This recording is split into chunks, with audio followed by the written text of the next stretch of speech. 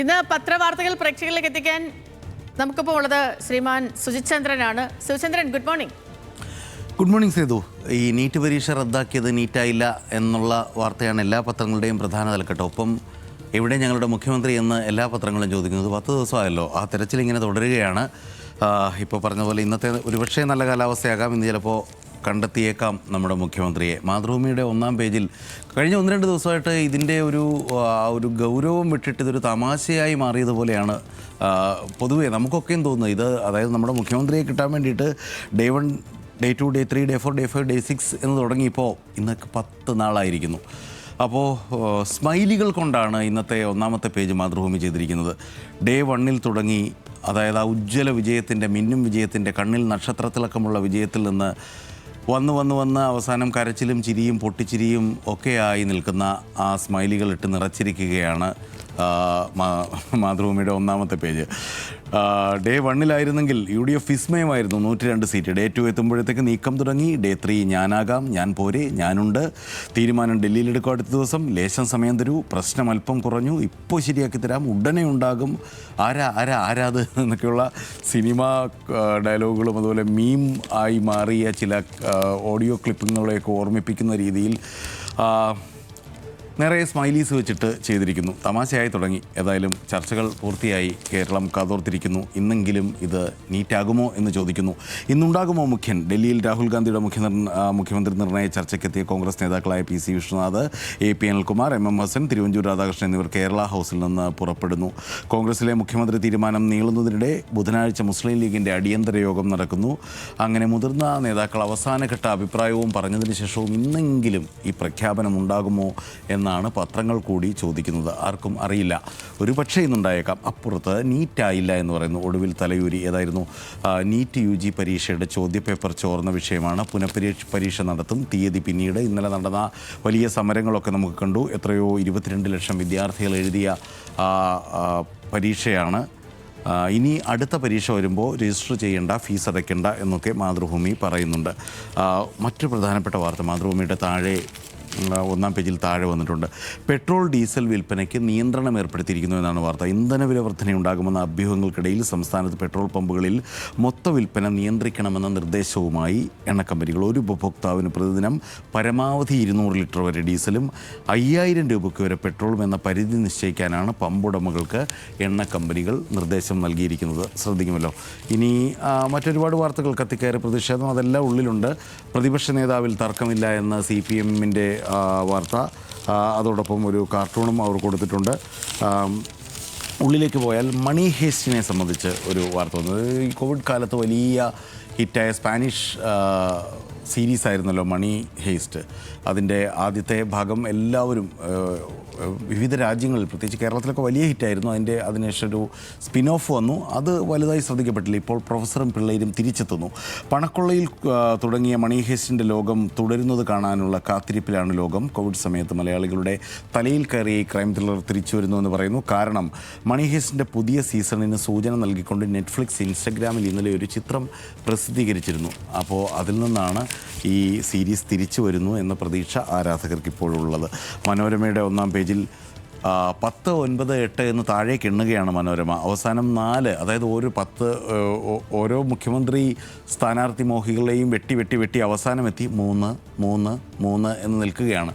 അതിന് താഴേക്ക് പോകുന്നില്ല. പത്രം ഇപ്പോൾ വരുമായിരിക്കും.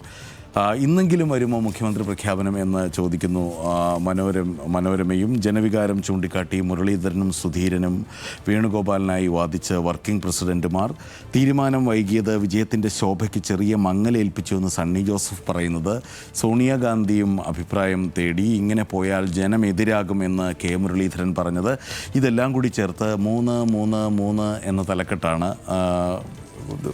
ഇന്നത്തെ മനോരമ നൽകിയിരിക്കുന്നത്. എന്തൊരു പരീക്ഷണം എന്ന് ചോദിക്കുന്നു മലയാള മനോരമയുടെ ഈ നീറ്റ് പരീക്ഷയെ സംബന്ധിച്ചുള്ള വാർത്ത തന്നെയാണ് 1-ാമത്തെ വാർത്ത. എന്തൊരു പരീക്ഷണം. 22 ലക്ഷം വിദ്യാർത്ഥികളുടെ പരിശ്രമത്തിന് പുല്ലുവില. പുതിയ പരീക്ഷാ തീയതി ഒരാഴ്ചയ്ക്കകം വരും. ചോർന്നത് നാസിക്കിലെ പ്രസിൽ നിന്നാണ് ക്വസ്റ്റ്യൻ പേപ്പർ. അതൊക്കെ പറയുന്നു.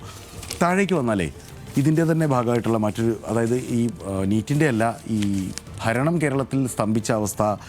ഒരു മെഷീൻ്റെ പടമാണ് കൊടുത്തിരിക്കുന്നത്. പൊടി പിടിച്ച് ഭരണയന്ത്രം. അതായത് ഫയലുകളിൽ തീരുമാനമില്ല, ഉത്തരവുകൾ ഇറങ്ങുന്നില്ല, പരാതികളിൽ നടപടിയില്ല, ആകെ നടക്കുന്നത് ശമ്പള വിതരണവും UDF സംഘടനകൾ ഇടപെട്ട് ആരംഭിച്ചിരിക്കുന്ന സ്ഥലം മാറ്റങ്ങളും മാത്രമാണ് കേരളത്തിൽ. ഇതാണ് സെക്രട്ടേറിയറ്റിലെയും മറ്റ് സർക്കാർ ഓഫീസുകളിലെയും സ്ഥിതി. മന്ത്രിമാർ സ്ഥാനമൊഴിഞ്ഞു. സാധാരണ മന്ത്രിസഭ മൊത്തം തുടരാനാണ് ഗവർണർ നിർദ്ദേശിക്കുന്നത്. ഇത്തവണ മുഖ്യമന്ത്രിയോട് മാത്രമേ തുടരാൻ നിർദ്ദേശിച്ചിട്ടുള്ളൂ. തുടരുന്നത് മുഖ്യമന്ത്രി മാത്രമാണ്. മന്ത്രിമാരില്ലാത്തതുകൊണ്ട് ഭരണകാര്യങ്ങളിൽ തീരുമാനമെടുക്കാതെ സെക്രട്ടറിമാർ ഫയലുകൾ നീക്കി വെക്കുകയാണ്. അങ്ങനെ കേരളത്തിൽ കടുത്ത ഭരണസ്തംഭനം നടക്കുന്നു. ഈ മുഖ്യമന്ത്രി കസേരയ്ക്കായിട്ടുള്ള കടിപിടി കാരണം 10ാമത്തെ പേജിൽ ഒട്ടും നീറ്റല്ല. അതായത് ഈ നീറ്റ് എന്തൊരു പരീക്ഷണം എന്ന് നമ്മൾ വായിച്ചല്ലോ. പ്രധാന തലക്കെട്ടും അതാണ്, കണ്ടോ. അകത്ത് കാഴ്ചപ്പാട് പേജിൽ ഇന്നത്തെ മുഖലേഖനവും അത് തന്നെയാണ്. ഒട്ടും നീറ്റല്ലാത്ത കാര്യങ്ങൾ. ചോദ്യ പേപ്പർ ചോർച്ചയുടെ ഉത്തരവാദിത്തം NDAയ്ക്കും കേന്ദ്രത്തിനുമാണ്. ദേശീയ മെഡിക്കൽ പ്രവേശന പരീക്ഷ ചോർച്ചയെ തുടർന്ന് റദ്ദാക്കിയതിൻ്റെ ഞെട്ടലിലും നിരാശയിലുമാണ് രാജ്യം. വർഷങ്ങളോളം കഷ്ടപ്പെട്ട് പഠിച്ച് പരീക്ഷ എഴുതിയവരെ ഇങ്ങനെ നിരാശയിലേക്ക് തള്ളിവിട്ടതിന് സർക്കാർ സംവിധാനങ്ങൾ മറുപടി പറയുക തന്നെ വേണം. കഴിഞ്ഞ 10 വർഷത്തിനിടെ 89 ചോദ്യക്കടലാസുകൾ ചോർന്നതും 48 പരീക്ഷകൾ വീണ്ടും നടത്തേണ്ടി വന്നതും മനോരമ മുഖപ്രസംഗത്തിൽ ഓർമ്മിപ്പിക്കുന്നു. മനോരമയുടെ 11ാം പേജിലേക്ക് വന്നാൽ ഈ കോൺഗ്രസിലെ തർക്കം അങ്ങനെ ഒരു വശത്ത് തുടരുമ്പോൾ പ്ലീനം വിളിക്കണം, തുറന്ന വിമർശനം വേണമെന്ന് CPIഎമ്മിനുള്ളിൽ ആവശ്യമുയരുന്ന വാർത്ത. കേരളത്തിലെ CPMലെ പ്രശ്നങ്ങൾ പാർട്ടി കമ്മിറ്റികൾ വിലയിരുത്തിയാൽ മതിയാവില്ലെന്നും സംസ്ഥാന പ്ലീനം വിളിച്ച് തുറന്ന വിമർശനത്തിന് വേദിയൊരുക്കണമെന്നും CPIഎം പോളിറ്റ് ബ്യൂറോ യോഗത്തിൽ അഭിപ്രായമുയർന്നു. ഒപ്പം പ്രതിപക്ഷ നേതാവ് തീരുമാനം CPIഎം സംസ്ഥാന കമ്മിറ്റിക്ക് ശേഷം വരുമെന്നും പറയുന്നു മനോരമ. ദേശാഭിമാനിയിലേക്ക് വന്നാൽ ദിവസം 10 എന്ന് ദേശാഭിമാനിയും ഓർമ്മിപ്പിക്കുന്നു. മുഖ്യമന്ത്രിയെ തീരുമാനിക്കാനാകാതെ കോൺഗ്രസ്.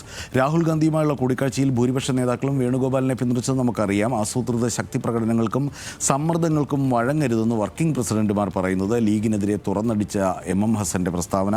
ലീഗ് നേതൃയോഗം ഇന്ന് നടക്കുന്നു എന്നുള്ളതും ദേശാഭിമാനിയിലുണ്ട്. സതീശന്റെ മംഗളൂരു യാത്ര ആരോപണം ഗൗരവമുള്ളത് കോൺഗ്രസ് വിശദീകരിക്കണമെന്നാണ് മറ്റൊരു വാർത്ത.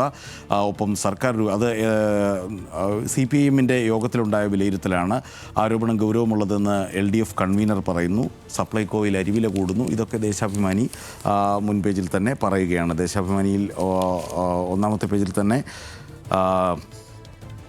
ഇത് മോദിയുടെ പരാജയത്തിൻ്റെ 1ാമത്തെ പേജിലല്ല, ക്ഷമിക്കണം, ഉള്ളിൽ എഡിറ്റ് പേജിൽ ഇന്ന് TM തോമസ് ഐസക് എഴുതുന്ന ലേഖനമുണ്ട്. മോദിയുടെ പരാജയത്തിൻ്റെ കുറ്റസമ്മതമാണ്.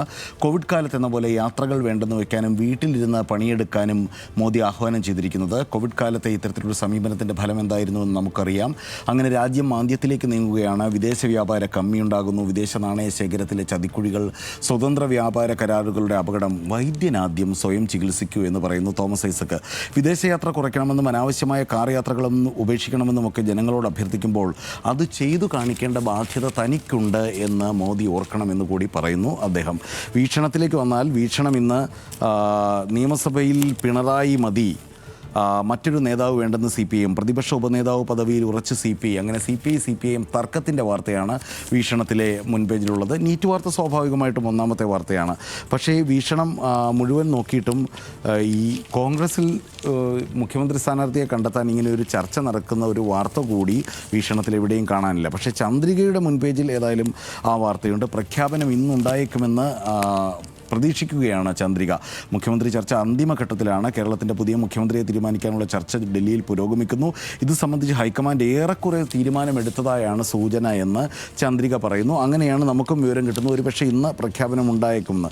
ഒപ്പം മുസ്ലിം ലീഗ് ആസ്ഥാനം സന്ദർശിച്ച് വിജയ് എല്ലാ പാർട്ടികളുടെയും ആസ്ഥാനം സന്ദർശിച്ച കൂട്ടത്തിൽ ഇന്നലെ മുസ്ലിം ലീഗ് ആസ്ഥാനവും അതുപോലെ VCK ആസ്ഥാനവും ഇന്നലെ അദ്ദേഹം സന്ദർശിച്ചിരുന്നു.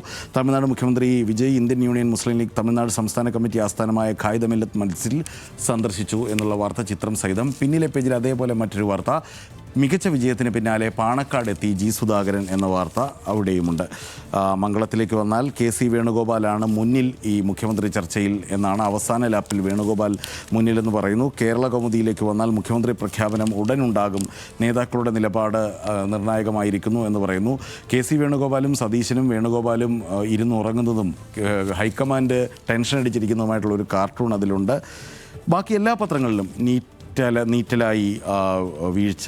ജന്മഭൂമിയിലേക്ക് വന്നാൽ ഹിമന്ത ബിശ്വാസ് സ്ഥാനമേറ്റെടുത്താണ് അവർക്ക് പ്രധാന വാർത്ത. സിറാജിൽ ഒട്ടും നീറ്റല്ല, പരീക്ഷ റദ്ദാക്കിയെന്ന് പറയുന്നു. സുപ്രഭാതത്തിലും നീറ്റായില്ല എന്ന UG പരീക്ഷയുടെ വാർത്തയാണ് മുൻപേജിൽ. മുഖ്യമന്ത്രിയുടെ കാര്യം നീറ്റാവുമോ എന്ന് നമുക്ക് കാത്തിരുന്നറിയാം. സേതു.